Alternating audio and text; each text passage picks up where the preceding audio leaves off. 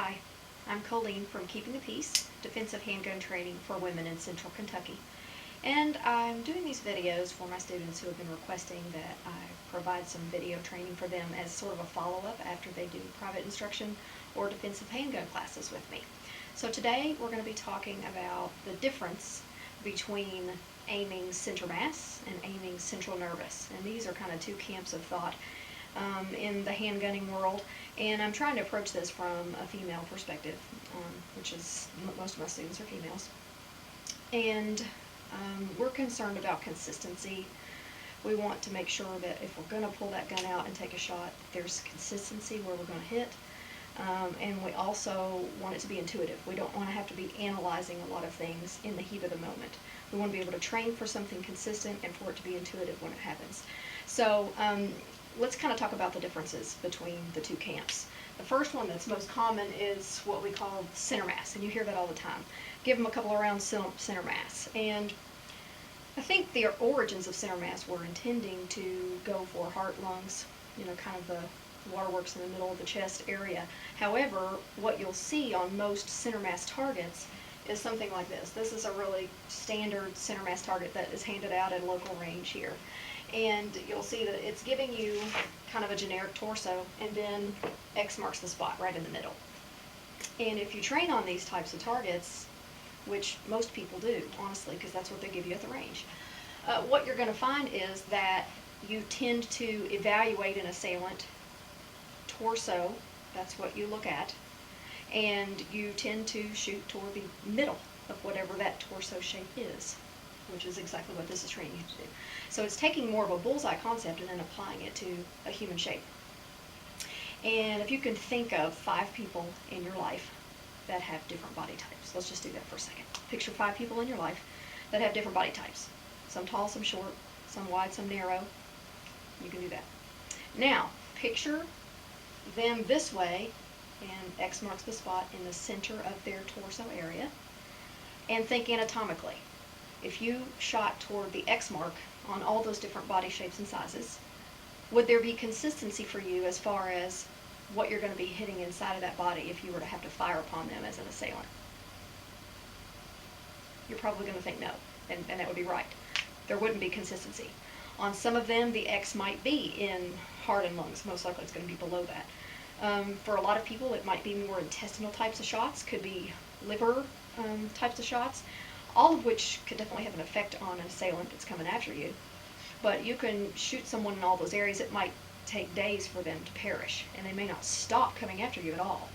In fact, there are cases where people have been shot in the heart and still kept shooting back at the person that they were trying to attack. So I find that to be a lack of consistency, and I'm looking for consistency. When you think in terms of central nervous system, which is what we're going to talk about now, I'm going to get rid of this target. Central nervous system, as you probably know, includes your brain and your spinal cord. Okay, so you've got headshot, of course, what you would go for if the chest shots didn't work, and then you've got the spinal cord, which runs right down the middle of the person's brain. And if you want to be able to, paralyze arms and legs both, which I'm not saying that we're shooting for paralysis, but the goal in central nervous system shooting is to crush the spinal cord. That's what you're going for. You've got the added benefits of heart and lungs being in sort of the same area if you're doing that in the upper chest.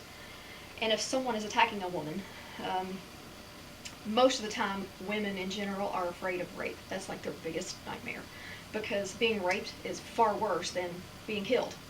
So that's generally a woman's worst fear.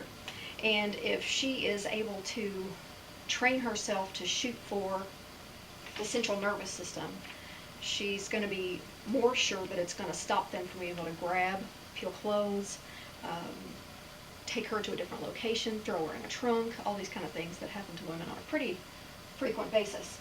So let's kind of discuss a little bit the whole central nervous idea.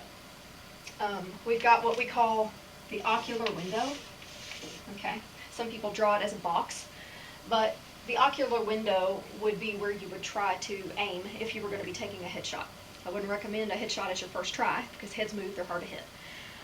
But if you were going to have to transition to a headshot, this is where you would want to aim for, because it's a soft cartilaginous area of the skull that's going to be easier to get a bullet through. Then you've got, on everybody, you've got a nice little tunnel right down the middle that is where your spinal cord is, encased, of course, in vertebrae. And no matter what, if you go back in your mind to those 5 people you pictured earlier when we were talking about center mass, picture those same 5 people. They all have a head, hopefully, and they all have this nice little tunnel running right down the middle of them that includes their spinal cord, right? So this takes away the need to analyze body shape and size and find the middle. You don't have to do that anymore. With this type of aiming, you just look at the person, you see head, you see tunnel right down the middle. And it'll apply whether they're wide, narrow, tall, short, doesn't make any difference. And a lot of people will also say, you know, it's just too hard to aim for the spinal cord because it's just buried too deep down in there, it's just too hard. Well, honestly, you're going to, in the heat of a moment, if you're being attacked, you're going to default to what you've trained to do. And if you have trained yourself to do this, to picture the person's torso and shoot for the X in the middle, then that's exactly what you'll do. You'll probably do it with a little less skill than you would if you were practicing without stress, but that's still what you're going to tend to do, if you remember to get a sight picture, of course. You're going to shoot to the middle. If you train yourself hard to shoot for brain and spinal cord, then that's what you're going to default to. Now, just like before, under the right kind of stressful environment, your skill might decline. It probably will. However, you're going to still default to what you've trained to do. So, I recommend to my students that they train this way. Instead of going to the range and trying to put a pocket of bullets right down here by his belly button, which is what typical center mass targets will train you to do, why not train for moving that area right up to here, okay? And then even under the worst kind of stress, if you put an extra squeeze on your gun and you pull it down a little bit, if you have trained yourself to shoot a central pattern, you're still most likely going to be on that spinal cord. And we're not going to get into ballistics today and what kind of bullets you need to get all the way through to smash the spinal cord and all that sort of stuff. That would be another video for another day. But I just want to kind of give you this as food for thought so that you can think about where you're aiming. And you want to make your range time productive. If you do go to a range that gives these types of targets out, because you don't have to go buy your own targets, however, I would kind of recommend that you do that if you're a serious trainer.